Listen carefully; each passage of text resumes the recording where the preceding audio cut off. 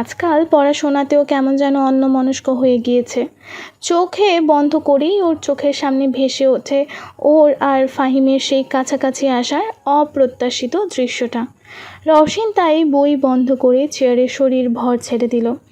এই ব্যাপারটা ভোলানোর জন্য মোক্ষম উপায় হলো ঘুম। এমনিতেও রাত হয়েছে অনেক, তার উপর বৃষ্টি একেবারেই নেই, আকাশ পরিষ্কার একেবারে। দূরে তারাদের আনাগোনা দেখা গেল অনেক দিন পর। কামিনী ফুলের কড়া ঘ্রাণে ঘুম ভর করেছে রওশিনের চোখে, তাই দ্রুত সে বিছানায় কাঁথা মুড়িয়ে ঘুমিয়ে পড়ল।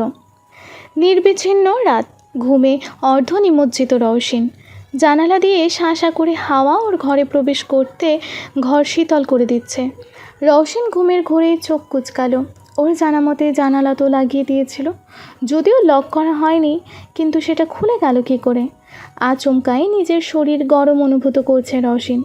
এই গরম স্বাভাবিক উষ্ণতা নয়, কোনো মানবের স্পর্শে যেমন অনুভূত হয় ঠিক তেমনই। রওশিনের মনে ভয় ঢুকে গেল। চোখ খুলতেই আলো আধারের খেলায় দেখতে পেল একটি অবয়বকে। তার অবস্থান ঠিক রওশিনের ওপর, একেবারে ঝুঁকে আছে সে ওর দিকে। এটা দেখে রওশিন চিৎকার দিতে যাবে, তার পূর্বেই মানুষটা নিজের বলিষ্ঠ হাত দ্বারা চেপে ধরল রওশিনের মুখে।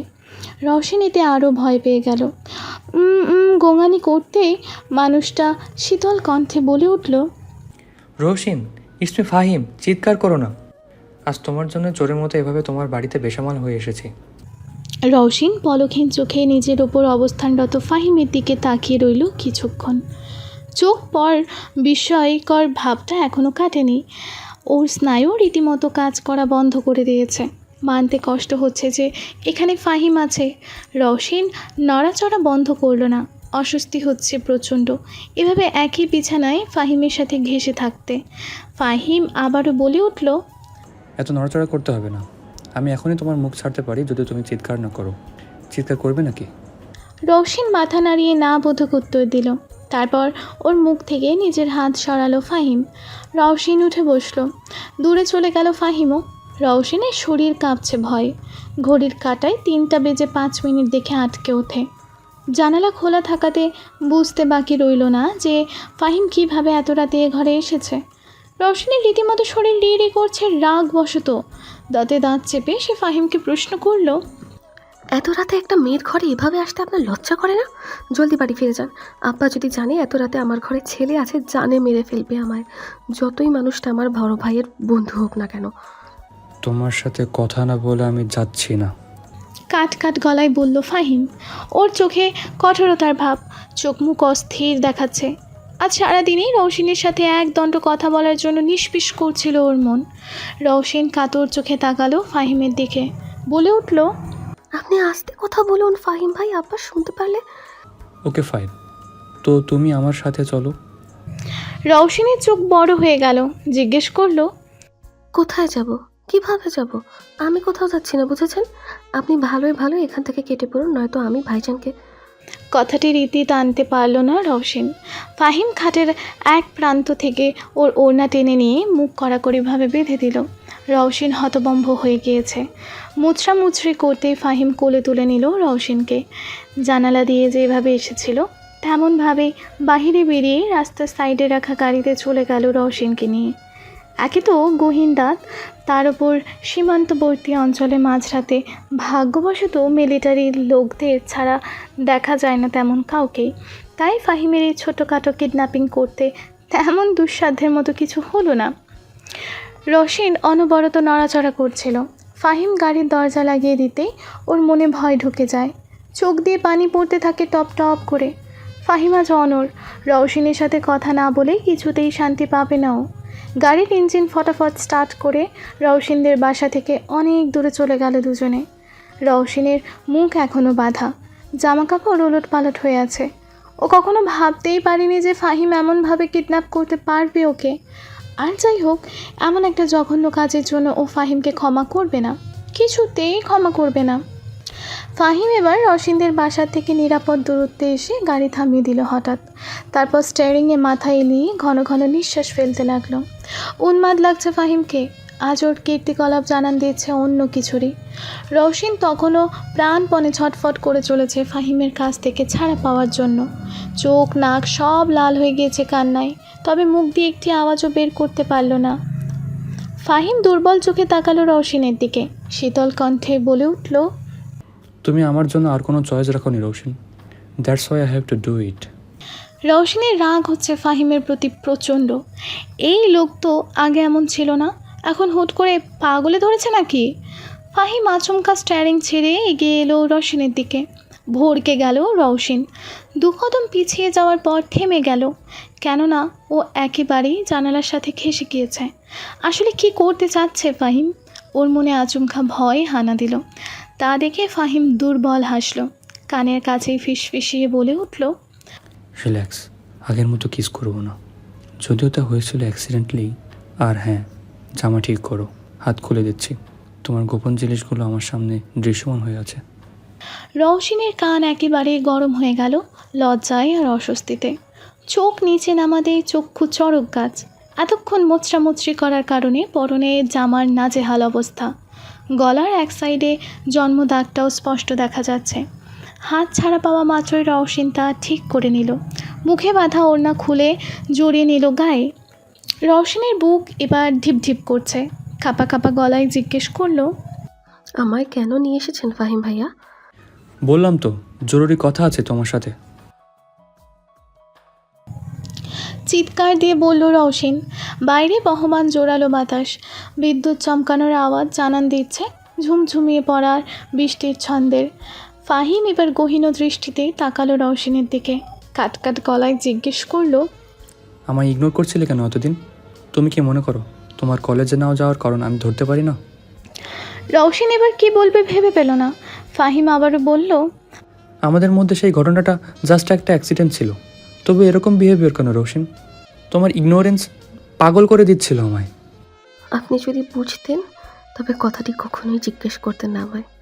আরে ভালোবাসি আমি আপনাকে, পাগলের মতো উন্মাদের মতো ভালোবাসি, এটা জেনেও যে আপনি আমার না আফরার। তাই তো সেদিনের আপনার স্পর্শে হৃদয় জ্ঞান হারিয়ে ফেলেছিল আমার। আমি চাইনি আপনাকে দেখে উপলব্ধি করতে যে আপনি আমার না। কথাগুলো রওশিন আর মুখের আগায় আনতে পারল না। দীর্ঘশ্বাস ফেলে সুদৃঢ় গলায় বলে উঠল, আমার ইগনোরেন্স কেন পাগল করবে আপনাকে? আমি আপনার কি হই? বোন, কাজিন, নাকি অন্য কিছু? ভালোবাসা তো একেবারেই না, কারণ আপনি আফরাকে। আমি যদি বলি আফরার জায়গায় এখন তুমি আছো, আমি শুধু ধরতে সময় নিয়েছি। স্তব্ধ হয়ে গেল রওশিন। ওর চোখের পলক পড়া যেন বন্ধ হয়ে গিয়েছে। এইমাত্র কি বলল ফাহিম? ফাহিম এবার রওশিনের পিঠে হাত দিয়ে কাছে টেনে আনলো ওকে। রওশিনের হাত পা তখন জমে গিয়েছে পাথর, চোখের দৃষ্টি নিষ্প্রভ। ফাহিম তখন বলে উঠল, আফরা পছন্দ ছিল আমার, ক্রমে আমি বুঝতে পেরেছি আফরা আর আমি এক হতে পারবো না। আর আমি এতদিন নির্বোধ ছিলাম যে তোমার চোখের ভাষাগুলো আমার নিজের মনের কথাগুলোই বুঝতে পারিনি। আমার চোখ এখন স্পষ্ট বলছে যে you are in love with me Roshan. আমি এমন কাউকে চাই যে ভালোবাসতে পারবে আমায়, আমার সব দিক দিয়ে আগলে রাখবে, আমার ছোট ছোট বিষয়গুলো খেয়াল রাখবে। রৌশন, তুমি হবে আমার চলার পথের সঙ্গী। রওশিনের কাছে সব কিছু স্বপ্নের মতো লাগছে, কিন্তু না। ফাহিমের বেসামাল চোখ প্রখর অনুভূতির চাহিনি জানান দিচ্ছে এটা স্বপ্ন না। রওশিন মাথা নাড়ালো, বলে উঠল, অপ্রত্যাশিত জিনিসটা খুবই আজব ফাহিম ভাইয়া। অনেকটা অপ্রত্যাশিতভাবেই আপনাকে আমি নিজের করে পেয়েছি। আফরার ঘুম বড্ড বেশি পাতলা, তাই এই রাতে হঠাৎ সরু শব্দ কানে আসতে চোখ খুলতে সময় নিল না। বাইরের থেকে ঠান্ডা বাতাস হুড় করে গাছানি দিয়ে পালিয়ে যায় বলে আজ আফরা লাগিয়ে দিয়েছিল বারান্দার দরজা। পর্দা খোলা থাকলেও স্পষ্ট দেখা যাচ্ছে সামনে বরাবরে থাকা নাম না জানা গাছের ডালপালা নড়ছে বিরতিহীনভাবে। আফরা বিছানা থেকে উঠে জানালার কাছে গেল। জানালাটা খুলতেই ওর গায়ে ছমছম করা হাওয়া স্পর্শ করে নাড়িয়ে দিল ওর উষ্ণ শরীর। রাত অনেক হলেও বাহিরে অন্ধকার তেমন একটি নেই। এর মধ্যে যে চা বাগানের সরু পথ দিয়ে কেউ হেঁটে আসছে এটা বুঝতে ওর অসুবিধা হলো না। ক্রমেই সেই ঘোলাটে অবয়বটি আরও দৃশ্যমান হয়ে উঠল ধীরে ধীরে সামনে আসার পর। সাথে সাথে উত্তেজনায় আফরার চোখ জোড়া চকমক করে উঠল। আফরার শরীর কাঁপছে বিরতিহীনভাবে, পা জোড়া ক্রমশ হয়ে এসেছে অসাড়। ফারহানকে আজ এতদিন পর এখানে উপস্থিত দেখার পর অভিমানও আক্রোশ করছে মন। আফরা আর ভাবল না, নমনীয়ভাবে পা ফেলে ও নিজের রুম থেকে বেরিয়ে এলো। এত রাতে ওই মানুষটার কাছে যাওয়াটা আপাত দৃষ্টিতে ভালো না দেখালেও ওর মন বলছে অন্য কথা। তাই এমনভাবে পা টিপে টিপে সে বাইরে বেরোলো যাতে ঘরে অবস্থানরত মিসেস নাবিলা বা মিস্টার ইফাজ বিন্দুমাত্র টের না পায়। বাইরে বেরোতেই পুনরায় জমকালো হাওয়ার আদলে কেঁপে উঠল ওর শরীর। তবে আফরা তাতে ভ্রুক্ষেপ করল না, বরং ধীর পায়ে সে ফারহানের ঘরের কাছে গেল। কাঁপা কাঁপা কণ্ঠে ডাক দিল, ফারহান। ফারহান তখন ঘরের তালা খুলছিল। হঠাৎ পেছন থেকে একটি মিষ্টি কণ্ঠ কর্ণকুহরে প্রতিধ্বনিত হওয়াতেই পিছে ফিরল। এত রাতে আফরাকে চিনতে বিন্দুমাত্র অসুবিধা হলো না। ফারহানের মুখভঙ্গি শান্ত, যেন আফরার এত রাতে এখানে আসাটা অস্বাভাবিক কিছু নয়। তবুও ভদ্রতার খাতিরে সে জিজ্ঞেস করল, আপনি এত রাতে এখানে কেন এসেছেন আফরা?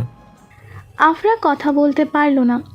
এতদিন মনে হাজারো কথা জমে থাকলেও এখনও সর্বাঙ্গে সংকোচ ভর করেছে। ফারহানকে আজকেও লাগছে মারাত্মক। গায়ে সাদা টি শার্ট, নীল জিন্স, তার উপর সাপের উপদ্রব থেকে বাঁচার জন্য পড়েছে কালো রঙের বুট জুতা।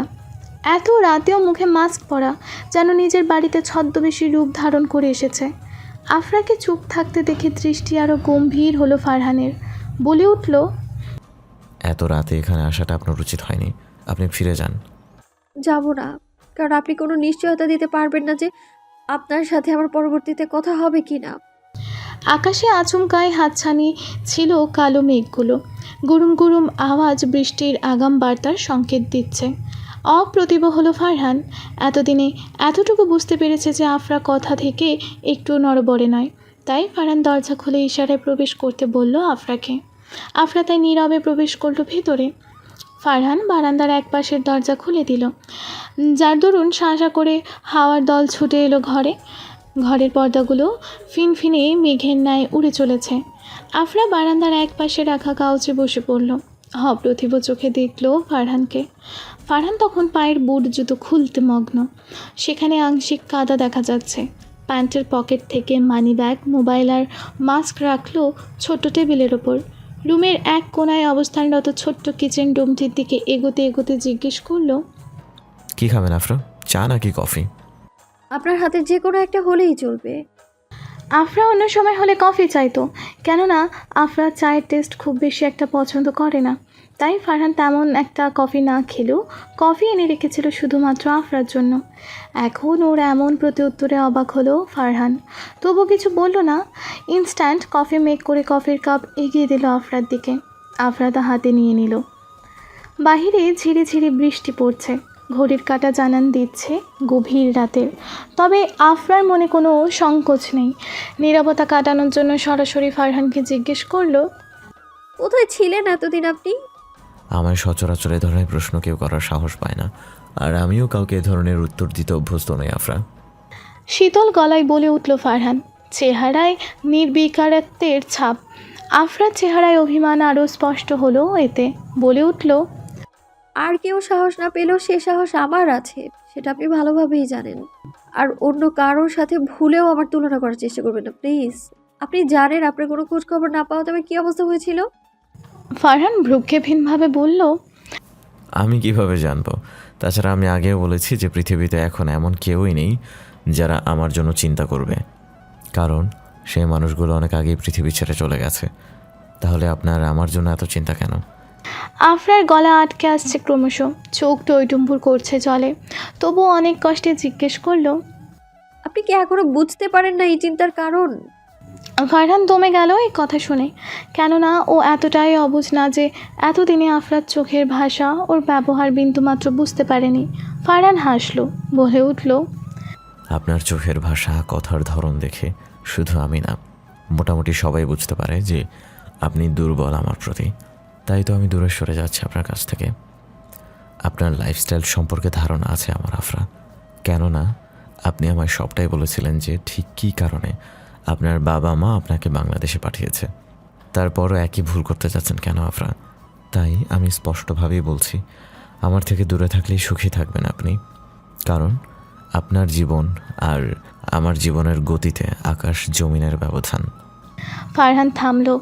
আফরার প্রতিক্রিয়া দেখার জন্য তাকালো ওর দিকে, তবে দেখে মনে হলো না যে আফরার মধ্যে ওর কথার বিন্দুমাত্র কোনো প্রতিক্রিয়া ঘটেছে। ঝিরিঝিরি বৃষ্টি এবার রূপ নিয়েছে তুমুল বৃষ্টিতে। আকাশে শব্দ হচ্ছে মেঘের গর্জনের। আফরার হাতে ধোঁয়ামিত কফির কাপ। শ্রীমঙ্গলের এই সময় চাই হইতে মুখ্যম ছিল। কফিটা কেমন যেন বেমানান লাগছে এখানে। আফরা দীর্ঘশ্বাস ছাড়ল। কথা অন্যদিকে ঘুরিয়ে বলে উঠল, আমার সাথে বৃষ্টিতে ভিজবেন ফারহান, শেষবারের মতো। আফরার এই কথাতে ছিল অগাধ মায়া। ফারহান কেন যেন না করতে পারল না। মাথা নাড়িয়ে তাই আফরার হাত ধরে সে বাড়ির বাহিরে পা বাড়ালো। বৃষ্টির দরুন সিক্ত হয়ে উঠেছে সারা চা বাগান। অদূরে অবস্থানরত বাংলোটা ভুতুরে বাড়ি থেকে কম কিছু মনে হচ্ছে না। আফরা সেদিকে মন দিল না, চোখ বন্ধ করে উপভোগ করতে লাগলো বৃষ্টির প্রতিটি বিন্দু। ফারহান এক পলক ওর দিকে তাকিয়ে চোখ ফিরিয়ে নিল। কমরেড সাহেব, আমার চোখের দিকে তাকানোর মতো ক্ষমতা আছে আপনার? আফরার নিদারুণ কণ্ঠ। ফারহান তাকালো ওর দিকে। আফরা আবারও বলল, এই মেয়েটাকে দেখে আপনার একটুও মায়া হয় না? এই যে সারাদিন রাত আপনার চিন্তায় বিভোর থাকে, কি হয় তাকে একটু আগলে নিলে? ফারহান এবার কি বলবে ভেবে পেল না। এসব অভিজ্ঞতা তার নেই বললেই চলে। আফরা এবার কাঁপা কাঁপা কণ্ঠে বলে উঠল, আমি আমি আপনাকে ভালোবেসে ফেলেছি ফারহান। এখন কি করব আমি? ভুল তো আগেও করেছিলাম বহুবার, কিন্তু এই ভুলটা কোনো ক্রমেই ছাড় পাচ্ছি না। আমায় এই ভুলটা সহ একবার কি আগলে নেওয়া যায় না ফারহান? আফরার এবার চরম একটা কাজ করে বসলো। 1 সেকেন্ড সময় ব্যয় না করে টুপ করে ফারহানের থুতনিতে ঠোঁট স্পর্শ করে দিল। ফারহানের তখন কি হয়েছিল ওর ধ্যান ছিল না। আচমকা ফারহান নিজের বলিষ্ঠ হাত দ্বারা আগলে নিয়েছিল আফরাকে। দুজনের সময় যেন থেমে গিয়েছে। শুধু অনুভব করতে পারছে একে অপরের উষ্ণ নিঃশ্বাস আর ছিঁড়ি বৃষ্টির আওয়াজ। বেশ কিছুক্ষণ পর ধ্যান ফিরল ফারহানের, তাই আফরাকে ঝট করে নিজের কাছ থেকে সরিয়ে দিল। আফরা অবাক, ফ্যাল করে তাকিয়ে আছে সে ফারহানের দিকে। ফারহান মৃদু কণ্ঠে বলে উঠল, sorry Afra, it's impossible. Afra নিশ্চুপ। এটাকে ভুলে যান আফরা। আমি কখনোই আপনাকে আমার দুর্বলতা বানাতে পারবো না। যেখানে আমার নিজের জীবনেরই ঠিক ঠিকানা নাই, আপনার জীবনের কি নিশ্চয়তা দেব আমি? মানে? ফারহান দীর্ঘশ্বাস ছাড়ল, বলে উঠল, আমি এতদিন নিখোঁজ ছিলাম কেন জানেন? কারণ আমাকে মারার চেষ্টা করছিল। আপনার হয়তো মনে আছে যে ইলেকশনজনিত কারণে বেশ কয়েকদিন আগে পুলিশ অ্যারেস্ট করেছিল আমায়। এগুলো সব করা হচ্ছে একজনের কথা মতো, যে চাচ্ছে না যে আমি বেঁচে থাকি। কারণ মানুষটা ব্ল্যাক মানির সাথে ইনভলভড ছিল, যার প্রমাণ আমার হাতে আসাতে 2-3 দিন আগে রাতে রাস্তায় শ্যুট করা হয় আমায়। আফরা আঁতকে উঠল। ফারহান নিজের পরনে শার্টের বোতাম খুলে একপাশের ক্ষতটা দেখিয়ে দিল ওকে। ক্ষতটা বেশি পুরনো নয়, দাগটাও স্পষ্ট দৃশ্যমান। আফরা দুর্বল কণ্ঠে বলে উঠল, আপনি এসব ছেড়ে দেন না কেন? জানেন আপনার জীবনের ঝুঁকি আছে, তবুও। এটাই তো আপনার আর আমার মধ্যে পার্থক্য আফরা। আমি মানুষের জন্য কাজ করতে ভালোবাসি, আর আপনি ভালোবাসেন নিজের লাইফ নিয়ে এনজয় করতে। আপনারটা আমি খারাপ বলছি না, তবে আমি চাইলেও এখন এখান থেকে সরে আসতে পারবো না। রাজনীতি একটা মায়াজালের মতো আফরা। একবার এই গণ্ডিতে ঢুকে গেলে সেখান থেকে ছাড়া পাওয়া দুষ্কর। আর আমি এই জন্যই চাই না আপনার সাথে নিজেকে জড়াতে। কথাটা তিক্ত শোনালেও আপনাকে শুনতে হবে আফরা। আমার থেকে দূরে থাকাটাই আপনার জন্য মঙ্গল। আমার সাথে আপনি না ভালো থাকতে পারবেন, না আমি আপনার জীবনের জন্য কোনো নিশ্চয়তা দিতে পারবো। আমি একা থাকাতে অভ্যস্ত আছি আফরা। আপনি আমাকে ভুলে যান আজকের রাতের এই স্মৃতিগুলো। আফরার চোখ দিয়ে টুপ করে জল গড়িয়ে পড়ল। ও কখনো ভাবতেও পারেনি ভালোবাসার জন্য এইভাবে কাঁদতে হবে ওকে। আফরা বিদ্রূপ হাসি হেসে বলে উঠল, ফাইন, আপনার জন্য একটা গুড নিউজ আছে, শুনবেন? আমার ড্যাড আমায় বিগত কয়েকদিন ধরেই জোর করছিল ফিরে যাওয়ার জন্যে, কিন্তু আমি আপনার সাথে আমার ফিলিংস শেয়ার করতে চেয়েছিলাম, এই বলেই আর কথা আগায়নি।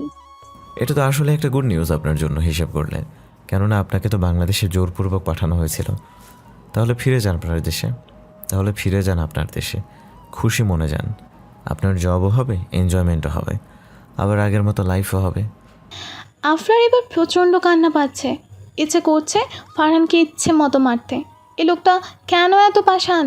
কী এমন ক্ষতি হতো ওর অনুভূতিটা বুঝতে পারলে? হয়তো ফারহান নিজের জায়গাতে ঠিকই ছিল, যা বুঝতে পারেনি আফরা। আফরা এবার কথাটা বাড়ালো না, চুপচাপ ফারহানকে ছেড়ে চলে গেল বাংলোর দিকে। থাকবে না ও আর এই বাংলাদেশে, ভুলে যাবে এই ফারহান নামক মানুষটিকে। ক্যালেন্ডারের পাতা উল্টে দ্রুত পার হয়ে যাচ্ছে দিনগুলো, সেই সাথে ঘনিয়ে আসছে আফরার ফিরে যাওয়ার সময়। হ্যাঁ, ফিরে যাচ্ছে আফরা একরাশ অভিমান আর জমকালো কিছু স্মৃতি নিয়ে। ফারহানের সাথে আফরার কথা হয় না প্রায় 2-3 দিন হতে চলল আজ। সে রাতের কথাবার্তার পর সকালে ফজরের পূর্বেই সে নিরুদ্দেশ হয়ে গিয়েছে। ফারহানের নিরুদ্দেশ হওয়াটা স্বাভাবিক ছিল এক সময়, কেননা তখন কোনো পিছু টান ছিল না। তবে এখন একটা পিছু টান আছে। পিছু টানটির নাম আফরা। ফারহান ভালো মতোই এ ব্যাপারে অবগত, তবুও এখনও কেন যে এমন খামখেয়ালিপনা করছে এটা ভাবতেই আফরার একই সাথে রাগ আর কান্না আসে প্রচণ্ড। তাই পরদিন সকালে মিস্টার আসিফকে ফোন দেয় আফরা। শীতল কণ্ঠে বলে দ্রুত টিকিটের ব্যবস্থা করতে। মিস্টার আসিফ প্রথমে মেয়ের এমন ব্যাপারে হকচকিয়ে গিয়েছিলেন কিছুটা, পরন্তু কিছু বললেন না।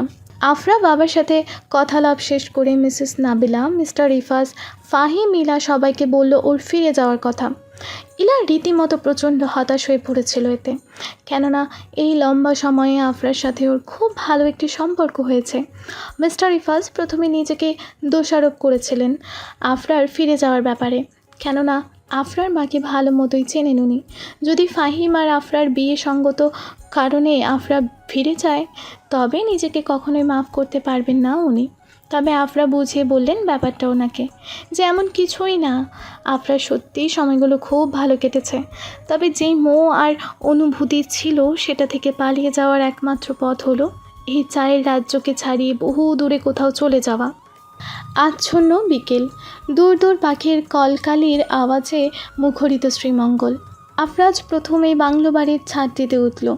পুরনো ব্রিটিশ ধাঁচের বাড়ি বিধায় ছাদে ওঠার ব্যাপারে সাবধান সংকেত দিয়েছিলেন মিস্টার ইফাজ, তাই এই ছাদে তেমন আর ওঠা হয়নি।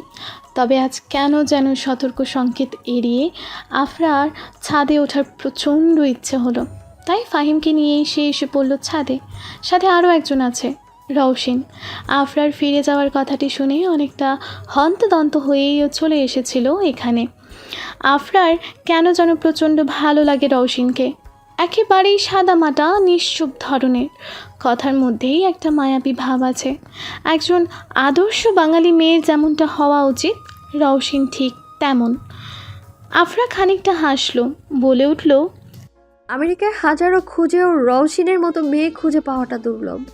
তাই হয়তো কোনো এক মানব বলেছিল, a Bengali girl is a true owner of the hidden beauty.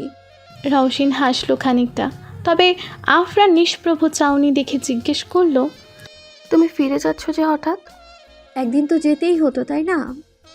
তবুও তোমার ফিরে যাওয়ার সিদ্ধান্তটা আমার কেন যেন তাৎক্ষণিক মনে হচ্ছে। তোমার মন মেজাজও তেমন একটা ভালো না। আপু, সত্যি করে বলো তো, শ্রীমঙ্গল তোমার ভালো লাগেনি? ভালো লেগেছে তো, সব থেকে বেশি ভালো লেগেছে এখানকার মানুষদের। এখানকার লাভবার্সগুলো খুব কিউট হয়, যেমন তোমরা। হকচকে গেল রওশিন, সেই সাথে ফাহিমও, কেননা ওরা দুজন ধারণা করতে পারেনি যে আফরা ওদের ব্যাপারে কিছু জানে। অবাক হচ্ছেন ফাহিম যে আমি জানলাম কি করে? ফাহিম কথা বলল না। লাভ অ্যান্ড ইমোশনস এই দুটো কখনোই হাইড করা যায় না ডক্টর ফাহিম, সেটা তো আপনার ভালো মতোই জানার কথা। আমি এক গর্ধব যে ইমোশনসগুলো বুঝতে অনেক লেট করে ফেলি। পরিবেশটা অস্বস্তিকর হয়ে উঠেছে ক্রমান্বয়ে, পরন্তু আফরা হয়তো বিব্রতিকর করছে। আফরা বরাবরই স্পষ্টভাষী মানুষ, তাই কোনো কথা বলতে তেমন একটা ভাবে না। ফাহিম শুকনো খাসি দিল, বলে উঠল, ফারহানকে বিদায় জানিয়ে ফিরবেন না? আফরা ঠোঁট কোলে ফুটে উঠল তার ছেলের হাসি, বলল, উনি কি আমায় সেই সুযোগটা দিয়েছেন ফাহিম? সুযোগ করে নিতে হয় আপু। ফারহান ভাই প্রচণ্ড ইন্ট্রোভার্ট টাইপ মানুষ, তাই হয়তো এরকম করছে তোমার সাথে। তুমি একবার ওনাকে সময় দিয়েছি অনেক। উনি ইন্ট্রোভার্ট হলে আমি প্রচণ্ড ইগোস্টিক, আর ফারহান চান না যে আমি ওনার জীবনের অংশ হয়ে দাঁড়াই। তাই তো চলে যাচ্ছি এখান থেকে, চলে যাচ্ছি আমি অনেক দূরে। আমার কাছে লাভ ছিল টাইম পাসের মতো।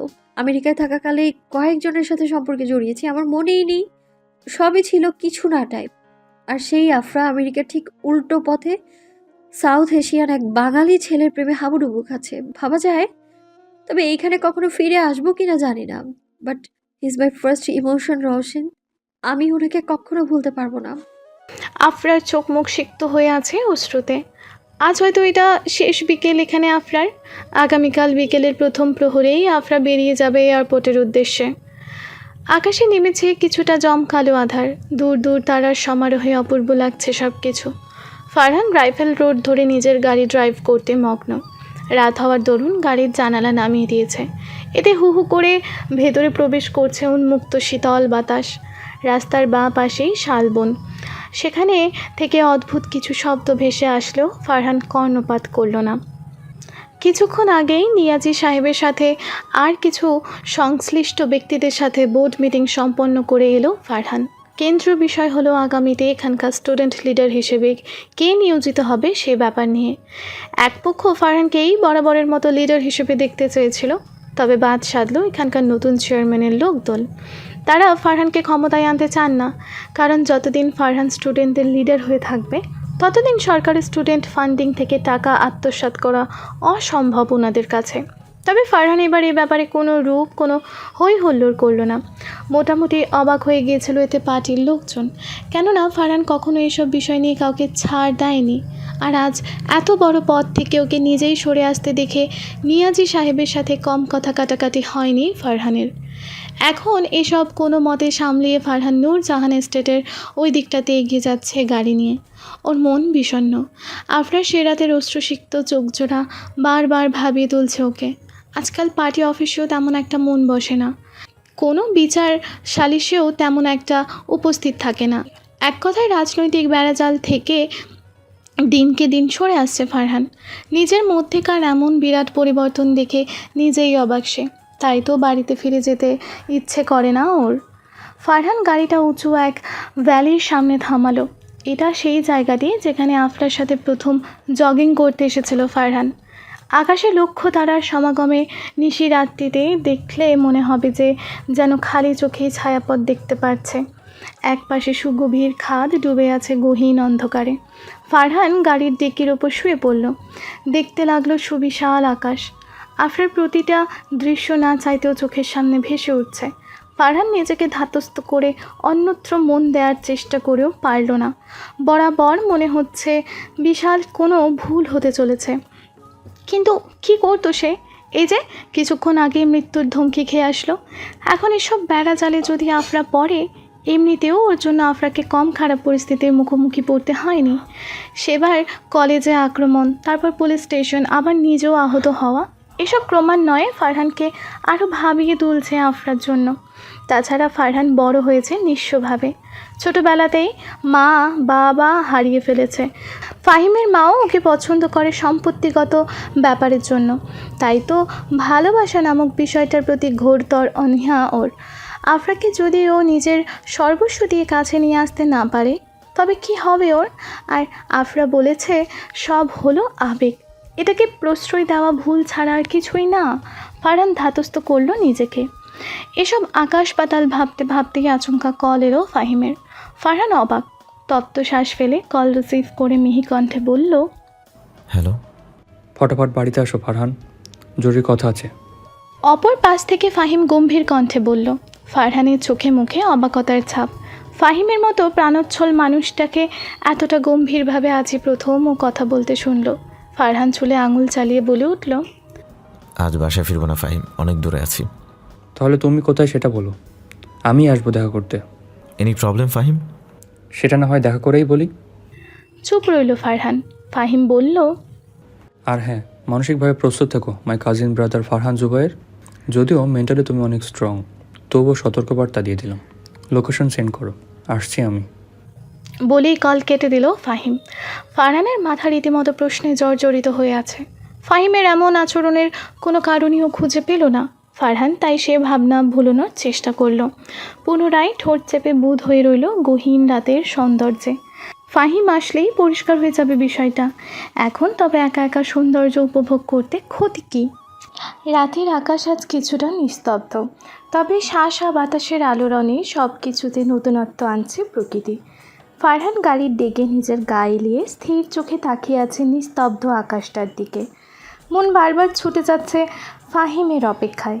কি এমন হলো যে ফাহিম এই রকম অদ্ভুত কথা বলল তখন? ফাহিমের ব্যবহার ফারহানকে রীতিমতো না চাইতেও যেন ভাবিয়ে তুলছিল বড্ড। অবশেষে অপেক্ষার প্রহরের অবসান ঘটল। গাড়ির ইঞ্জিনের শব্দ কানের কাছে ভেসে আসতেই ফারহান চোখ ঘুরিয়ে তাকালো সেদিকে। ছিমছাম অন্ধকার রাস্তা, রাইফেল রোডের। সেখানে গাড়ির হলদে রঙের হেডলাইটের আলোটা অন্ধকার পুরোপুরি কাটিয়ে না তুললেও কিছুক্ষণ পূর্বের ন্যায় ঘুটঘুটে অন্ধকার বলা যাবে না। ফারহান সোজা হয়ে বসলো এবার। গাড়িটা যে ফাহিমের এটা দেখা মাত্রই বুঝে ফেলেছে। ফাহিম ততক্ষণে গাড়ির ইঞ্জিন বন্ধ করে দিল, সাথে হেডলাইটও। হয়ে গেল পুনরায় আগের মতো অন্ধকার। তবে আকাশে আজ কালো বর্ষণ না থাকাতে তারার সমাহারে দেখতে লাগছে অপূর্ব। ফাহিম এবার ঠিক বরাবর এসে দাঁড়ালো ফারহানের। ফারহান মৌনতা কাটিয়ে জিজ্ঞেস করলো, তোমার তো এই সময় চেম্বারের থাকার কথা ফাহিম। আফটার অল সিলেট বিভাগের ওয়েল নন ডক্টর ফাহিম তুমি। সন্ধ্যার পর যার চেম্বারে রোগীর লাইন ধরে যায়, আর সেই মানুষ এত ব্যস্ততা রেখে সব কিছু রেখে আমার সাথে কথা বলার জন্য এসেছে। ফারহান কথাগুলো বলল অনেকটা বেপরোয়া সুরে। ফাহিম আলতো হাসলো, বলে উঠল, তাহলে ভেবে নাও যে খুব জরুরি কথার জন্য এসেছি আমি এখানে। যেটা বলতে এসেছো বলে ফেলো। আফরা যে আগামীকাল চলে যাচ্ছে তা তুমি জানো? ফারহান প্রচণ্ড অবাক হলো এতে। কেননা সে রাতের পর আফরার সাথে ওর কোনো কথাই হয়নি, যার জন্য ওর তাৎক্ষণিক ফিরে যাওয়ার ব্যাপারটি নিয়ে জানে না ফারহান। জিভ দিয়ে হালকা ঠোঁট ভেজালো সে, বলে উঠল, না, জানি না। হঠাৎ করে কেন এভাবে চলে যাচ্ছে সেটা তো জানো? সেটা আমি কেন জানবো? কাট কাট গলায় উত্তর দিল ফারহান। ওর চোখ স্পষ্ট বলে দিচ্ছে যে এটা সম্পূর্ণ মিথ্যে একটি কথা। ফাহিম তপ্ত শ্বাস ছাড়ল ফারহানের এমন প্রতি উত্তরে। ফারহানের এসব বেপরোয়া মনোভাব যে দুজনের জীবনই ধ্বংস করে দেবে সেটার আগাম দৃশ্য অনুভব করতে পারছে ফাহিম। জিজ্ঞেস করলো, তাহলে তো এটা ভালোভাবে জানার কথা যে আফরা ভালোবাসে তোমায়। ফারহান অবাকের আরও এক ধাপে চলে গেল এতে। কেননা ও ভাবতেও পারেনি যে ফাহিম এই ব্যাপারটা আন্দাজ করতে পারবে। ফাহিম এবার বলল, অবাক লাগছে ফারহান যে আমি কিভাবে জানলাম। আমি এটাও জানি যে তুমিও দুর্বল আফরার প্রতি। অহেতুক কথাবার্তা বাদ দাও ফাহিম। ফারহান এড়িয়ে যেতে চাইল কথাটি, তবে পারল না। কেননা ফাহিম বেশ কড়াকড়িভাবেই ওকে জব্দ করেছে। থমথমে গলায় ফাহিম এবার বলে উঠল, কোনটাকে হয়তো কথাবার্তা মনে হয় তোমার ফারহান? তুমি কি ভাবো আমি ছোট বাচ্চা? আর তাছাড়া তোমাদের চোখের ভাষা, অঙ্গিভঙ্গি, কথাবার্তা, আচার আচরণ এসব দেখে একটা ছোট বাচ্চাও বুঝতে পারবে যে তোমাদের ব্যাপারটা কত দূরে গিয়েছে। শুধু তাই না, তুমি আমার ফিলিংসগুলো স্পয়েল করতে দুবার ভাবনি। ফাহিমের প্রচণ্ড রাগ হচ্ছে ফারহানের প্রতি। এতদিনের জমানো ক্ষোভ সব আজ যেন বেরিয়ে যেতে চাইছে। রাগের বশে ফাহিম এবার নিজে দু হাত দিয়ে চেপে ধরল ফারহানের শার্টের কলার। থমথমে গলায় বলে উঠল, তোমায় নিজের ভাই মনে করেছিলাম আমি। মায়ের শত বাধা এড়িয়ে সম্পর্ক রেখেছি তোমার সাথে, কারণ আমি জানি আমার মা ভুল। তুমি নিঃসঙ্গ মানুষ ছিলে ফারহান, যা আমার ভেতরটাকেও পোড়াতো অনেক। তাই তো তোমায় সময় দিতাম, তোমার সাথে খেলতাম, কথা বলতাম, যাতে তোমার মাথায় একবারও না আসে যে তুমি এতিম। তোমার চাচুর পরিবারে কেউ ভালোবাসে না তোমায়।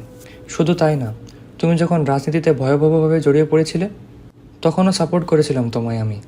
কম তো আঘাত পাওনি, কম তো হুমকির সম্মুখ হওনি, কম তো রক্তাক্ত হওনি। বলতে পারবে যে তোমায় কখনো আহত অবস্থায় আমি তোমার পাশে ছিলাম না?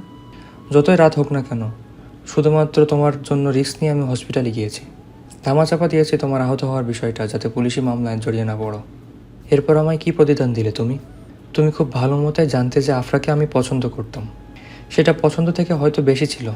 তখন তুমি ছিলে নীরব দর্শক। কেন? বললে কি ক্ষতি হতো তোমার? যে তুমিও দুর্বল আফরার প্রতি, আর আফরাও তোমায় পাগলের মতো ভালোবাসে। দিন নেই, রাত নেই, একে অপরের সাথে কম তো সময় কাটাও নাই। একবারও কি মনে পড়লো না এই ভাইয়ের বলা সেই কথাগুলো?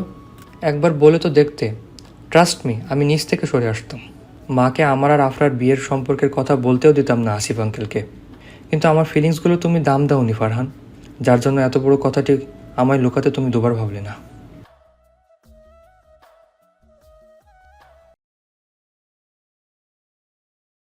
ফাহিম এবার ছেড়ে দিল ফারহানকে। ঘন ঘন নিঃশ্বাস ফেলতে ব্যস্ত হয়ে পড়ল।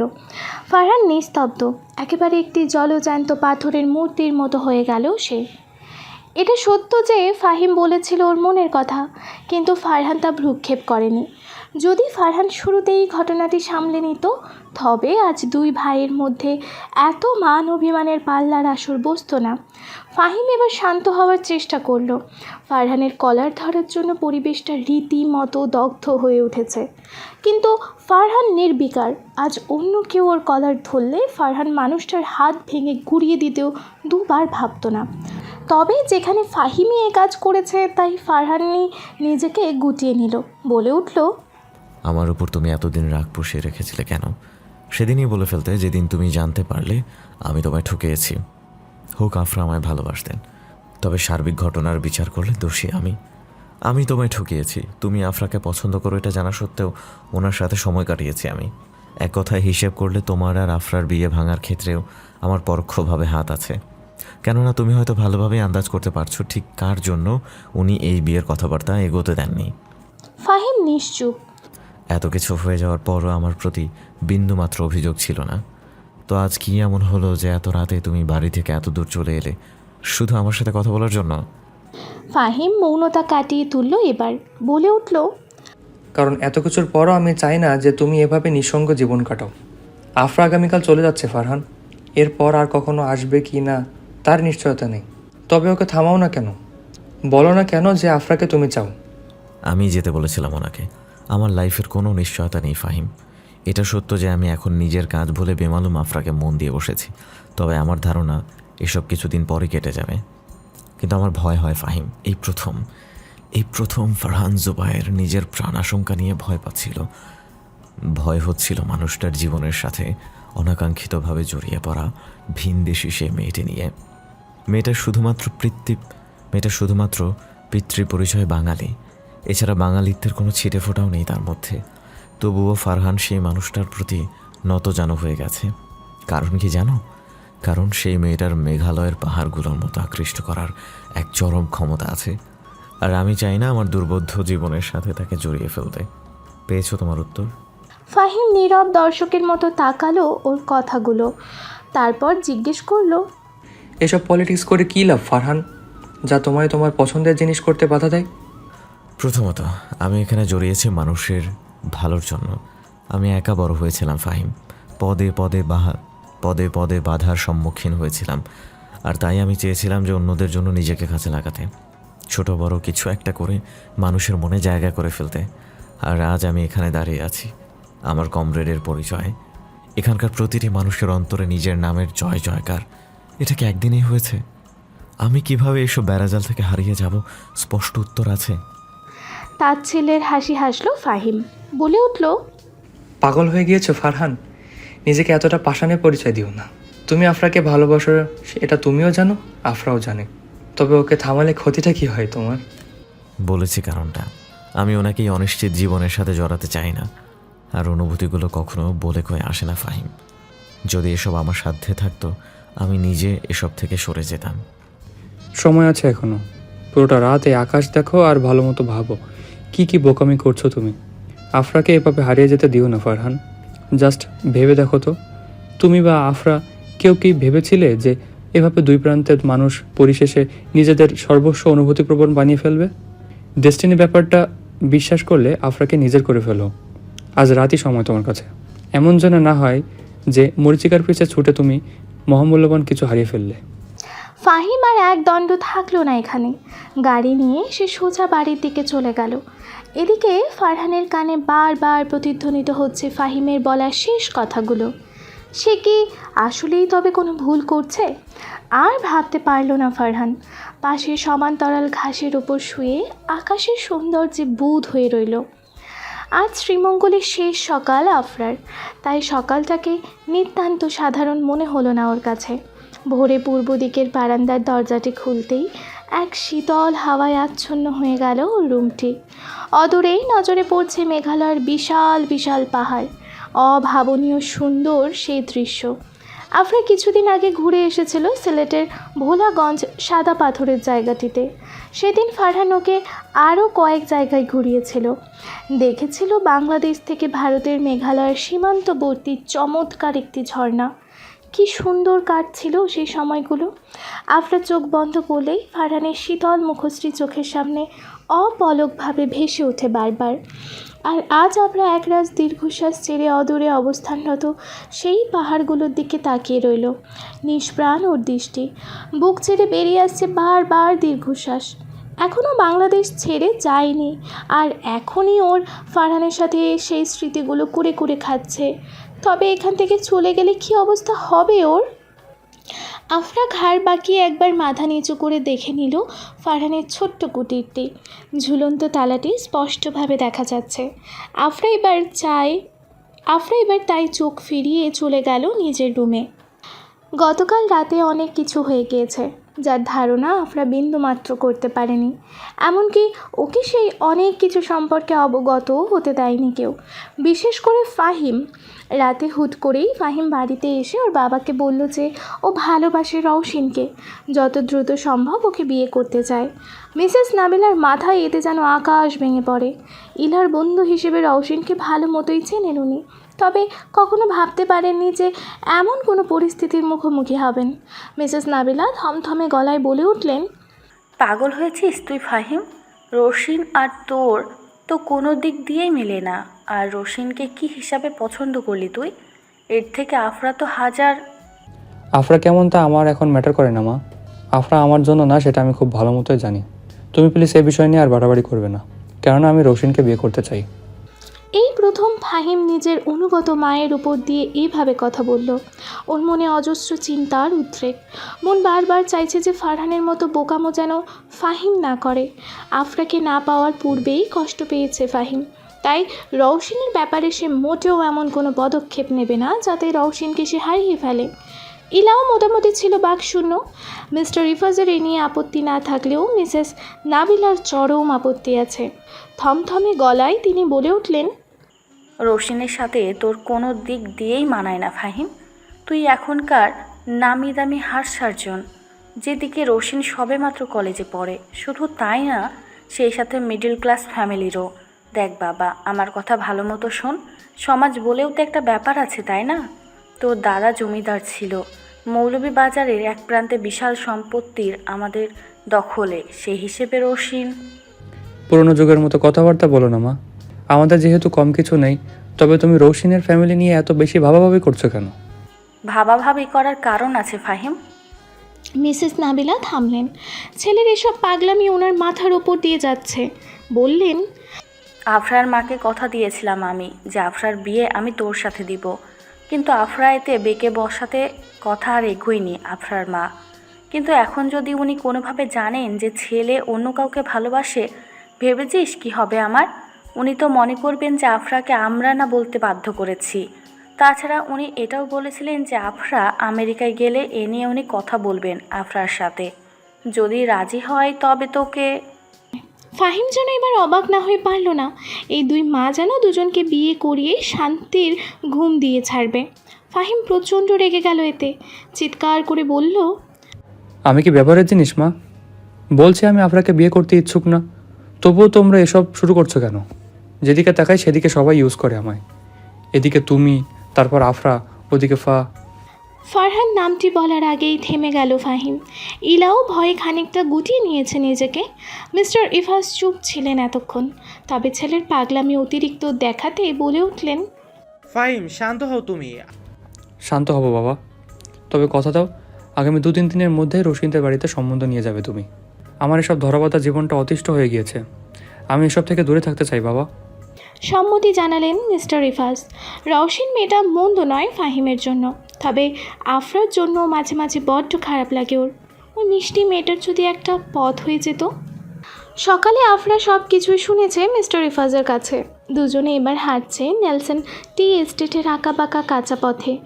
যেদিকে তাকানো যায় সেদিকেই সবুজ আর সবুজ, মাথার উপর বিস্তৃত নীল আকাশ। আফরা নীরব মিস্টার ইফাজের কথাগুলো শুনলো আর আশপাশ দেখতে থাকলো। মিস্টার ইফাজ এবার বলে উঠলেন, আফরা, তোমার কি কোনো কারণে মন খারাপ? না আঙ্কেল। তবে এত চুপচাপ যে? কথা বলল না আফরা। মিস্টার ইফাজ মলিন হাসলেন, বললেন, তুমি চুপচাপ ধরনের মেয়ে না, তা জানি, তবে তোমার মৌনতায় অন্যরকম একটা সৌন্দর্য আছে। আর একটা কথা, silence is the hidden beauty of every creature, শুনেছো কখনো? না তো। আর শুনে নাও, এরপর শুনতে নাও পারো, কারণ এই স্টুপিড বাক্যর আবিষ্কারক আমি। আফরা হেসে দিল এই কথা শুনে। এটাই যেন চেয়েছিলেন মিস্টার রিফাস। বলে উঠলেন, তোমায় হাসি খুশি সুন্দর লাগে মামুনি, এভাবেই হাসতে থাকো, কারোর জন্য নিজের হাসি মুখ থেকে সরিয়ে ফেলো না। বলেই গম্ভীর হলেন উনি। মিনমিনিয়ে বললেন, খুব শখ ছিল তোমায় আমার ছেলের স্ত্রী হিসেবে দেখার, হয়তো সেই সৌভাগ্যটা হলো না। আমার ফারহানকেও তোমায় দিলে মনে একটা শান্তি পেতাম। ইস, সত্যি সত্যিই এমন কিছু হয়ে যেত। আফরা নীরবে প্রকাশ করলো অনুভূতির। ফারহানের নামটা শুনলেই ওর মনে চাপা দুঃখ বিরাজ করে, তাই বলে মনে মনে বলল, এরকম কিছুই হবে না আঙ্কেল, ফারহান কখনোই আমার হবে না। বিকেল ঢলেছে পশ্চিম প্রান্তরে, ফুটে উঠেছে হলুদাভ আভা। দূর দূর চা বাগানের পাতাগুলো মলিন আলোর প্রতিফলনে মিয়ে গিয়েছে। আফরা নিজের লাগেজ নিয়ে রেখে দিল গাড়ির পেছনের জায়গাটিতে। সময় ঘনিয়ে এসেছে বাংলাদেশ ত্যাগ করার। যদিও ওর ফ্লাইট রাত 3টায়, তবুও ও মনস্থির করলো সময়টা সিলেট এয়ারপোর্টেই কাটাবেও। এখানে আরও কিছুক্ষণ থাকলে ফারহানের স্মৃতি ওর দম বন্ধ করে ফেলবে। মিসেস নাবিলা আর মিস্টার রিফাস মন খারাপ করে আছেন। এই সময়গুলোতে আফরার সাথে খুব ভালো একটা সম্পর্ক হয়ে গিয়েছে ওনাদের সবার, বিশেষ করে ইলার।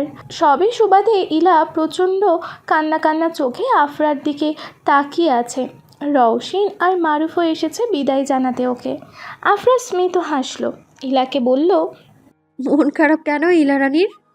তোমায় মিস করবো আপু। Same to you. এত কিউট রানীটাকে ছেড়ে আমেরিকায় ফিরে যেতে ইচ্ছে করছে না তো। তাহলে থেকে যাও না প্লিজ।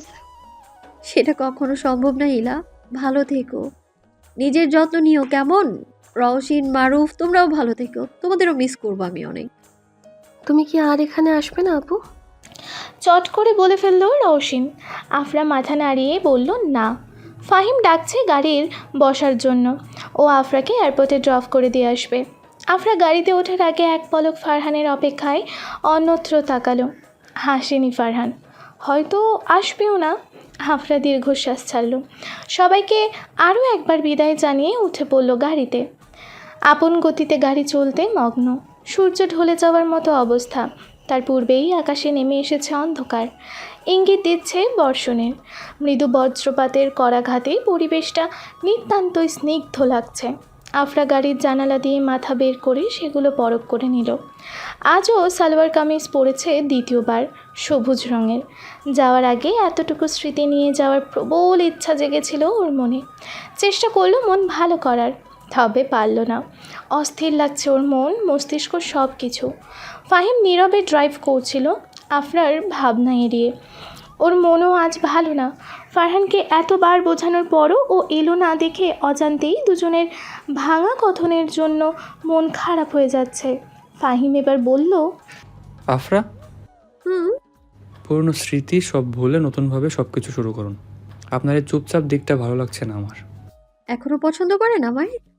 ফাহিম বিব্রত বোধ করলো এমন প্রশ্নে। আফরার কোনো ভাবান্তর নেই। মলিন হাসি টেনে বলে উঠল, রিল্যাক্স ফাহিম, আমায় নিয়ে এত ভাবতে হবে না, আমি পারবো নিজেকে সামলাতে। তাছাড়াও এটা আমার পাওনা ছিল, এভাবে এক একজনকে কষ্ট দিয়েছিলাম যে আমি। আফরা ইঙ্গিতে বলল এরিকের কথা। হয়তো এটাকেই বলে রিভেঞ্জ অফ নেচার। এরিককে আফরা যতটা না কষ্ট দিয়েছিল, তার থেকে দ্বিগুণ কষ্ট পেয়েছে আফরা। চোখ বন্ধ করে সিটে গা এলিয়ে দিল ও। বারবার স্মৃতির পাতায় ফারহানের প্রতিচ্ছবি ভেসে আসছে। বাতাস ছুটে চলেছে শো শো করে, সেই শব্দ নাড়িয়ে দিচ্ছে পুরো শ্রীমঙ্গল। এই সময়ে ভাগ্য হয়তো অন্য কিছুই চেয়েছিল আফরার ধারণাকে সম্পূর্ণ পাল্টে দিতে। হঠাৎ ফাহিমের গাড়ির সামনে অন্য এক গাড়ি ওভারটেক করাতেই ব্যালেন্স হারিয়ে ফেলল ফাহিম। সামনে সাদা গাড়িটা ঠিক ফাহিমের গাড়ির সামনে এসে থামলো। একটুর জন্যই ভয়াবহ দুর্ঘটনা থেকে বাঁচা গিয়েছে, না হলে দুটো গাড়ি সরাসরি খাদে পড়তো। ফাহিম মাথা বের করে কপট রাগ দেখে কিছু বলতে যাবে, তখন নেম প্লেট দেখে থমকে গেল সে। গাড়ি থেকে তখনই বেরিয়ে এলো ফারহান। আফরা স্তব্ধ হয়ে গেল হঠাৎ, কেননা ফারহানের পরনের শার্ট অগোছালো, চুলগুলো কোনো মতে সেটে আছে। ওপরের দুটো বোতাম খোলা থাকাতে দেখা যাচ্ছে দৃশ্যমান প্রশস্ত বুকের কিছু অংশ। অস্থির লাগছে ছেলেটাকে। ফারহান সময় বিলম্ব করল না, গাড়ির দরজা খুলে সরাসরি কোলে তুলে নিল আফরাকে। আফরার জমানো অভিমান যেন এতে আরও প্রগাঢ় হয়ে গেল। বলল, ছাড়ুন আমায়। এসব কী ধরনের অসভ্যতা কমরেড ফারহান? আজ জীবনের প্রথম কিডন্যাপিং করার অভিজ্ঞতা নিয়েছি, তাই চুপ থাকুন।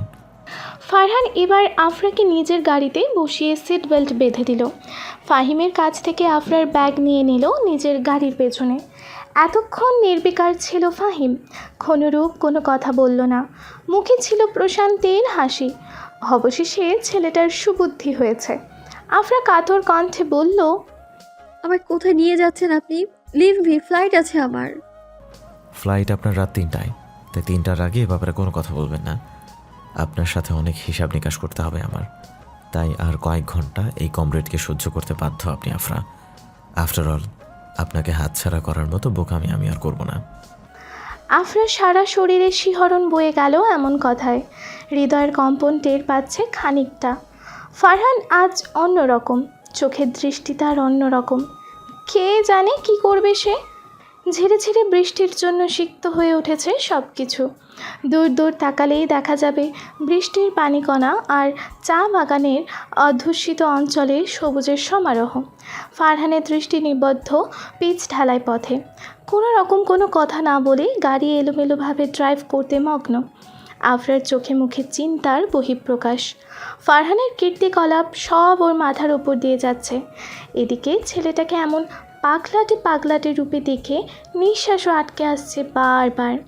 গুছিয়ে প্রশ্ন করার জন্য কিছুতেই স্থির করতে পারল না আফরা নিজেকে। সন্ধ্যা নেমে যাওয়াতে আকাশ অন্ধকার হয়ে গিয়েছে পুরোটা। আফরা এবার দম নিয়ে জিজ্ঞেস করলো, where are you going Farhan? আফরাকে স্পষ্ট বিচলিত দেখা যাচ্ছে, তাই গুছিয়ে বাংলাতেও কথা স্পষ্ট বলতে পারছে না। ফারহান তবুও প্রত্যুত্তর দিল না আফরার কথায়। গাড়ি থামালো একটা নির্জন ঘাটের সামনে। আফরা দৃষ্টি নিবদ্ধ করলো বাহিরে। জনমানব কম, একে তো রাত, তার ওপর বৃষ্টি থাকাতে ঘাটের সামনে নির্জন থাকাটা অস্বাভাবিক কিছু নয়। ঢেউয়ের ধাক্কায় নড়ে উঠছে অস্পষ্ট নৌকাগুলো। সেখানে একজনকে দেখে চমকে উঠল আফরা। মানুষটা আর কেউ নয়, ফারহানেরই বিশ্বস্ত লোক শামসু। ঘাটের এক প্রান্তে রেইনকোট আর হাতে টর্চ লাইট নিয়ে দাঁড়িয়ে আছে। ফারহানের গাড়ি থামা মাত্রই শামসু গাড়ির কাছে এগিয়ে আসলো। ফারহানকে বলল, আপনার কথা মতো সব ব্যবস্থা করছি ভাই, কিন্তু এত রাতে আপনার নৌকা লাগবে কেন? এত প্রশ্ন করার তো প্রয়োজন দেখছি না আমি শামসু। শামসু অসন্তুষ্ট হলো এই কথায়। অভিমানী সুরে বলল, আপনি বদলে গেছেন ভাই। আগে আমারে আর সাব্বিরে কোনো কিছু না বইলে আপনি একটা কামও করতেন না, আর এখন কোনো কিছু বলতে চান না। তার উপর এই প্রথম কাউরে এমনি তুলে আনছেন আপনি। আর যাই কন ভাই, আপনার যে কখনো এমন দশা হবে তা আমি কল্পনা করতে পারি নাই। ফারহান স্থিরভাবে গাড়ির ইঞ্জিন বন্ধ করে বলল, তোর কথা হয়েছে, তুই যেতে পারিস এখন। শামসু আর কিচ্ছু বলল না। অদ্ভুত প্রলাপ করতে করতে চলে গেল স্থান ত্যাগ করে। আফরা এবার সম্পূর্ণ ঘুরে বসলেই ফারহানের দিকে বিচলিত কণ্ঠে বলল, আপনি করছেনটা কি একটু বলবেন আমায়? এতদিন কোনো খবর ছিল না, হুট করে তুলে এই স্ট্রেঞ্জ প্লেসে নিয়ে আসলেন। Are you gonna mad mister Farhan, say something. Afra অতিষ্ঠ হয়ে যাচ্ছে। চারা দিয়ে উঠেছে প্রবল অভিমান। ফারহানকে কিছুতেই মাফ করতে পারবে না আফরা। এতদিনের ক্ষোভ অভিমান কিছুতেই আর যাই হোক ভোলার মতো নয়। ফারহান তপ্ত শ্বাস ছাড়ল, বলে উঠল, এটা রাতার গুলাফরা। আফরা শান্ত হয়ে গেল। মনে পড়ে গেল সেদিনকার কথা, যেদিন আফরা রাতার গোল আসার ইচ্ছে পোষণ করেছিল। ফারহান আবারও বলল, আমি কথা দিয়েছিলাম আপনাকে যে আপনাকে পুরো সিলেট ঘুরে দেখাবো। এর মধ্যে এই রাতার গোলটাই বাকি ছিল, তাই কথা না বাড়িয়ে এখানে নিয়ে এসেছি। এই জন্য এত কিছু? আফরার সিক্ত কণ্ঠ। ফারহান কথা বলল না, কেন যেন এড়িয়ে যেতে চাইল প্রশ্নটা। তবুও বলল, আজ আরও একবার এখানকার বৃষ্টি উপভোগ করুন আফরা। বলেই গাড়ি থেকে বেরিয়ে এলো ফারহান। সেই সাথে আফরাও। বৃষ্টি ছুঁয়ে দিচ্ছে ওদের দেহ। ফারহান ঘাটের নৌকায় চড়ে বসলো। আফরাকেও বসালো নৌকাতে। নৌকা চালাবে 16-17 বছর বয়সী ছোট্ট একটি ছেলে। এখানকার প্রত্যেকটা মানুষ কিছু পারুক আর না পারুক নৌকা চালানো রপ্ত করেছে কিশোরকালেই। ছেলেটা তার ব্যতিক্রম নয়। রাতের আকাশে নির্বিচ্ছিন্ন অন্ধকার, আশেপাশে টুপটাপ শব্দ শোনা যাচ্ছে ঝিরিঝিরি বৃষ্টির জন্য। চারিদিকে তাকালেই আধার আর জঙ্গল, কেননা রাতারগুল জায়গাটাই এমন। বর্ষাকালে ঘন গাছের আচ্ছাদনের মাঝে দিনে যতটা সুন্দর লাগে, রাতে ততটাই লাগে ভয়ঙ্কর। এখানে তাই এই সময় সাপ থাকাটা অস্বাভাবিক কিছু নয়। নৌকা খুবই সন্তর্পণে এগিয়ে যেতে মগ্ন, তবুও আফরা যেন প্রচণ্ড ভয় পাচ্ছে। এক হাত খামচে ধরে আছে ফারহানের। একে তো কেমন যেন অন্ধকার, তার উপর গাছপালার বাহার। এত রাতে জায়গাটি অনন্য মায়াবী মনে হলেও কেন যেন নিরাপদ নয়। নৌকা চালানো ছেলেটা এবার ফারহানকে বলল, আপনার ডর লাগে না ফারহান ভাই? এই রাইতে আমরা জিন্দিগিতে ওয়াশ টাওয়ারের ওদিকে যাইতে সাহস পাইতাম না। আপনার লাগে ডর পেটে গুজ্জা যাইতেছি ওয়ানে। এখন যদি সাপে টাপে আইসা কামড় দিল আপনাগো? আফরা ছেলেটার কথা বুঝতে কষ্ট হলেও মাথায় ধরতে সময় নিল না, তাই আরও সিটিয়ে গেল উদ্রেকে। শুকনো গলায় বলল, আমার আমার রাতারগুলো যাওয়ার দরকার নেই ফারহান, আমার এয়ারপোর্টে পৌঁছে দিন। আমি আমি চলে যেতে চাই। আর একটা কথা বলবেন তো এখানে ধাক্কা মেরে ফেলে দেব। বলেছেন আর কয়েক ঘন্টা আমি সহ্য করতেই হবে। আপনাকে এখানে আমার থেকে দূরে চলে যাওয়ার জন্য আনিনি। ফারহানের কথাগুলো জট পাকিয়ে দিচ্ছে আফরার মাথায়। আসলে মানুষটা কী করতে চাইছে কিছুই ওর মাথায় ঢুকছে না। আফরা চুপ করে বসে রইল এবার। ও সব সময় এটাই চাইতো যে মানুষটা ওর ওপর নিজের কথা প্রয়োগ করুক। আফসোস সেই সময়টার সাথে ইচ্ছেটাও ফুরিয়ে গেছে। ভাবতেই দীর্ঘশ্বাস ফেলল আফরা। নৌকাটা এবার ঠিক থামলো ওয়াচ টাওয়ারের সামনে। এতক্ষণ ঝিরিঝিরি বৃষ্টি হঠাৎ ঝুম বৃষ্টিতে রূপ নিয়েছে। প্রকৃতি যেন এতক্ষণ এটারই অপেক্ষা করছিল যে কখন এই পায়রা জোড়া আসবে আর ছড়িয়ে দেবে প্রেম বর্ষণ। ফারহান এবার নৌকা থেকে নেমে গেল, হাত বাড়ালো আফরার দিকে। মৃদু অন্ধকারে সুঠাম দেহের এই অবয়ব আফরাকে যেন মন্ত্রমুগ্ধের মতো টানছে। সেই সাথে চারা দিয়ে উঠেছে প্রবল অভিমান। আফরা হাত ধরল না, ইঙ্গিত দিচ্ছে ওকে দ্রুত এখান থেকে নিয়ে যাওয়ার জন্য। ফারহান জোরপূর্বক আফরার হাত টেনে উঠে দাঁড় করালো এবার। এতে আফরা ফারহানের সাথে মিশে যাওয়াতে আফরা যেন চরম অবাক। এই প্রথম নিচ থেকে ওকে কাছে টেনেছে ফারহান। মৃদু গলায় তাই আফরা বলল, আপনি কি আজ ড্রিঙ্ক করেছেন কমরেড? এসব আচরণ কিন্তু ভাবিয়ে তুলছে আমায়। ফারহান হাসলো, ফিসফিসিয়ে বলে উঠল, আপনার সৌন্দর্যে আমি অলরেডি ড্রাঙ্কড আফরা। এই ক্রেজিনেস এই জন্মে আমার কাটবে না। আড়ষ্ট কণ্ঠে আফরার শরীরে আলাদা এক শিহরণ বয়ে গেল ক্রমশ। ফারহান নির্বিকার। এদিকে বৃষ্টির গতি বাড়ছে। ফারহান তাই বলে উঠল, ওয়াচ টাওয়ারে উঠে রাতারগুলের নিশি রাতের সৌন্দর্য দেখবেন না আফরা? আফরা মন্ত্রমুগ্ধের ন্যায় মাথা নাড়ালো, বলল, দেখবো তো, হয়তো শেষবারের মতো দেখবো আপনার সাথে। রাতের গহীনে ফারহান আর আফরা দুজনেই এখন আছে রাতারগুলের ওয়াচ টাওয়ারে। বাইরে চলছে ঝমঝমিয়ে মুষলধারে বৃষ্টি, তাই বাতাসের দাপটে দুজনেই বৃষ্টিকণার ছোঁয়ায় ভিজে যাচ্ছে বারবার। ঘড়িও এখন যেন ধীর গতিতে এগিয়ে যেতে মগ্ন, কিছুতেই সময় যেন দ্রুত বেগে যাচ্ছে না। আফরা প্রথম ভেবেছিল সময়টা দ্রুত চলে যাক। এখানকার মায়া নিয়ে কিছুতেই সে আমেরিকায় ফিরে শান্তিতে থাকতে পারবে না, তাই দ্রুত যাওয়াটাই শ্রেয়। ক্রমান্বয়ে সময় যত এগিয়ে যেতে থাকলো, পরিবর্তন হলো আফরার মনের ধারণাটুকু। এখন ওর শুধু মনে হচ্ছে যে এই সময়টা এখানেই থেমে থাকলে ভালো হবে, কেননা এই বৃষ্টি, এই উঁচু টাওয়ার থেকে দেখা দৃশ্য তাক লাগিয়ে দিচ্ছে ওর চোখে। ফারহান স্থির দৃষ্টি নিবদ্ধ মুগ্ধ হয়ে থাকা আফরার দিকে। ওর পরনে সবুজ সালোয়ার কামিজ যেন ওকে আরও মায়াবী করে দিয়েছে। বৃষ্টির প্রতিটি ফোঁটা ওর গায়ে মিশে থাকাতে জানান দিচ্ছে নিখুঁত করণের। তবে অন্য সময়ের আফরা আর আজকের আফরার মধ্যে পার্থক্য রয়েছে পাহাড় সমান। এখনকার আফরা কেমন যেন নিস্তব্ধ, অনুভূতিহীন। ফারহান ঠোঁট নাড়ালো এবার, বিড়বিড়িয়ে ডাক দিল, আফরা। আফরা পিছে তাকালো এতে, চোখের দৃষ্টি নিষ্প্রভ। মেয়েটার এমন চাউনি ভালো লাগছে না ফারহানের। আচমকা সে বলে উঠল, কোনো দিন যদি শুনতে পারেন আমার কোনো ক্ষতি হয়ে গেছে, আপনি ব্যাপারটা কেমন ভাবে নেবেন? আফরার মনে জমে উঠল প্রবল আক্রোশ। বলল, আমি ব্যাপারটা নেয়ার কে? তাছাড়া আপনার কোনো ক্ষতি হলে আমি জানবো কি করে সেটা? আমি কি আপনার আপন কেউ? তাহলে কি আপনি আমার... আফরা চুপ হয়ে রইল। ফারহান ম্লান হেসে জিজ্ঞেস করলো, আপনি যদি আমার আপন কেউ হন তাহলে আমার দুরবস্থা সহ্য করতে পারবেন তো? আপনার কি হবে এমন এমন কথা কেন বলছেন? আফরা নিজেকে দমিয়ে রাখতে পারল না আর। হুট করে এই প্রশ্ন ছুটতেই ফারহানের ম্লান হাসি আরও যেন প্রসার হয়ে গেল। বলে উঠল, আমার জীবনটা অনিশ্চয়তা ঘেরা আফরা।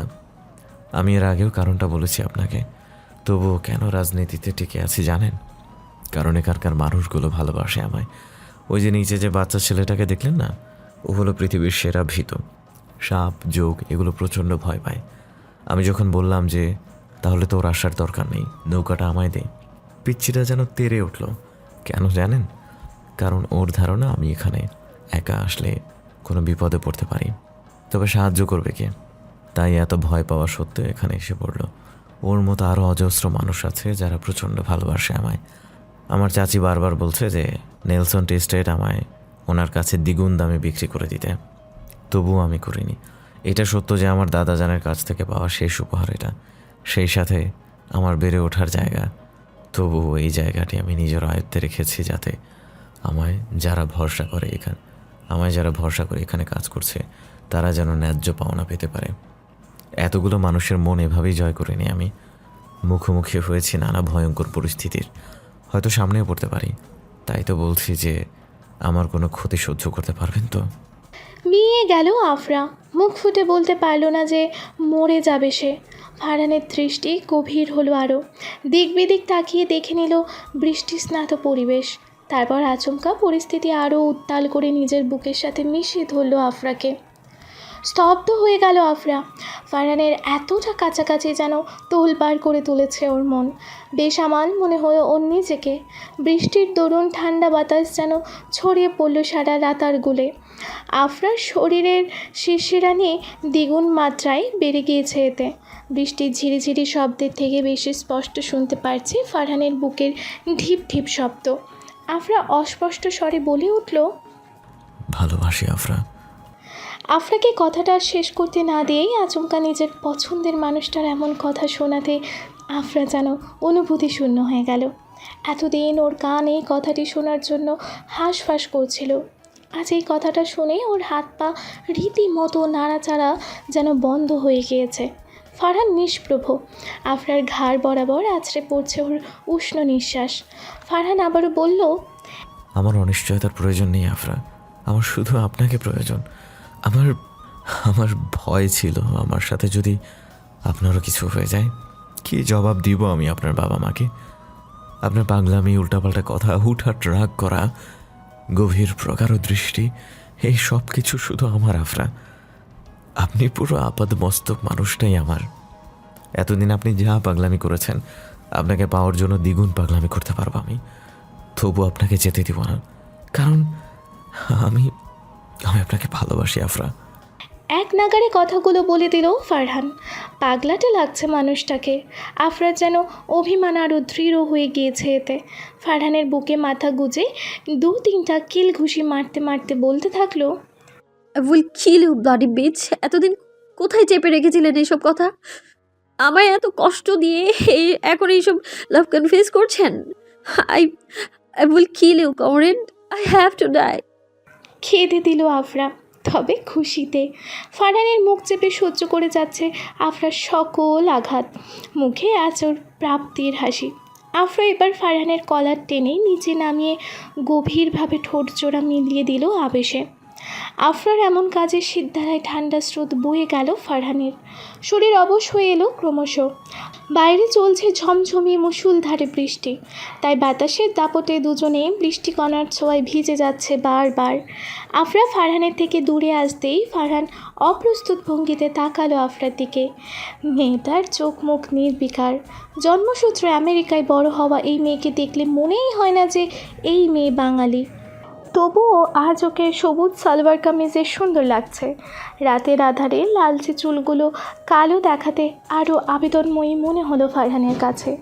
ফারহান তীব্র সুরে বলল, আমার ঠোঁটকে কোনো খাদ্য মনে হয় নাকি? আফরা হাসে আলতোভাবে। মিহি স্বরে বলে উঠল, তার থেকেও বেশি কিছু। ফারহান কিছু না বলে আবারও ওয়াচ টাওয়ার দিয়ে বাইরের দৃশ্যে মনোনিবেশ করলো।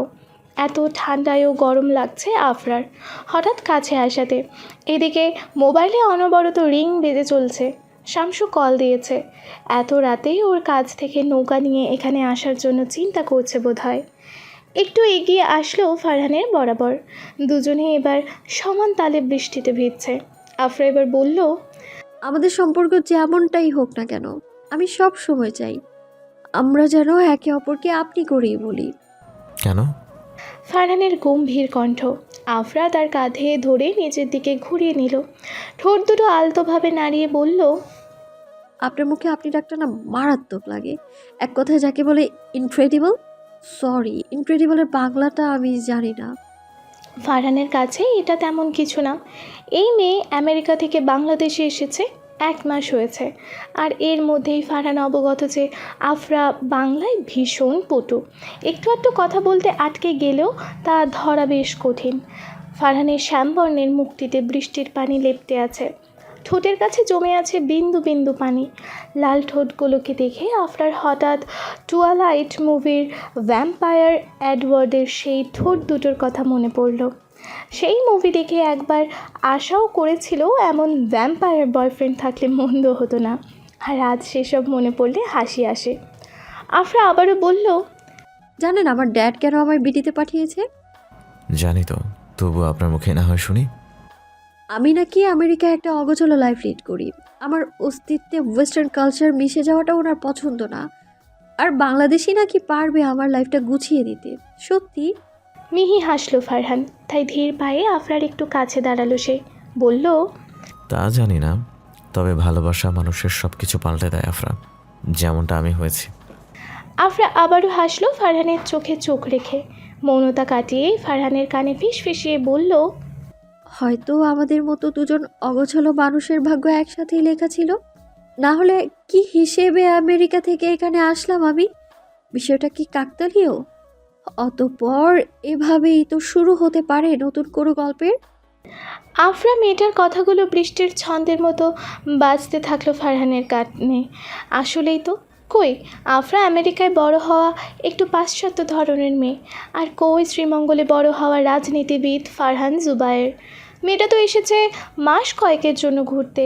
তবু এই 29 বছরের জীবনে প্রথম এই মেয়ে ওকে ঘায়েল করলো। নিঃশ্বাস বন্ধ হয়ে আসছে ফারহানের। কেমন যেন এক হিমশীতল অনুভূতি। আফরা হেসে বলল, আমায় বড্ড কষ্ট দিয়েছেন আপনি কমরেড সাহেব। এই শাস্তি তো আপনাকে পেতেই হবে। আমি তাই ফিরে যাব আপনাকে শাস্তি দেওয়ার জন্যে।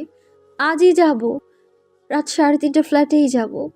তাছাড়া ওইদিকে মমডেটের সাথে কথা পাকাপাকি করতে হবে তো, তাই না? ফারহান দুর্বল চাহনি নিক্ষেপ করতেই আফরা বলে উঠল, ডোন্ট ডেয়ার। এই চাহনি তো দিবেনই না। তাছাড়া এই শাস্তি আপনার প্রাপ্য মিস্টার কমরেড। তারপর ফারহানের কানের কাছে ফিসফিসিয়ে বলল, তাই চলে যাব আপনার বুকে পুনরায় ফিরে আসার জন্য। ফারহান কোনো কথা বলল না এতে। আফরা তপ্ত শ্বাস ছাড়ল তাই। বলল, আরও থাকবেন? আমার যাওয়ার জন্য যে সময় হয়ে গিয়েছে। বলেই আফরা নিচে নামার চেষ্টা করতেই ফারহান আফরার হাত টেনে নিজের সামনে দাঁড় করালো। গভীরভাবে ওষ্ঠদ্বয় স্পর্শ করলো আফরার কপালে। আফরার ঠোঁটে এক বিরাট প্রাপ্তির হাসি। রাত হয়েছে অনেক, সেই সাথে কমে গিয়েছে বৃষ্টির গতি। তবে বাতাসের আনাগোনা আগের মতোই বহমান। ক্ষণে ক্ষণে ফুলের সুবাস পরিবেশ মাতাল করে দিচ্ছে। সেই সাথে জানান দিচ্ছে আফরার বিদায় প্রহরের। ফারহান শীতল কণ্ঠে বলে উঠল, দেখা হবে আবার তাহলে। দেখা হবে তো। যে চায়ের রাজ্য গল্পের সূচনা হয়েছিল সেখানেই দেখা হবে। আবার দেখা হবে শ্রীমঙ্গলে।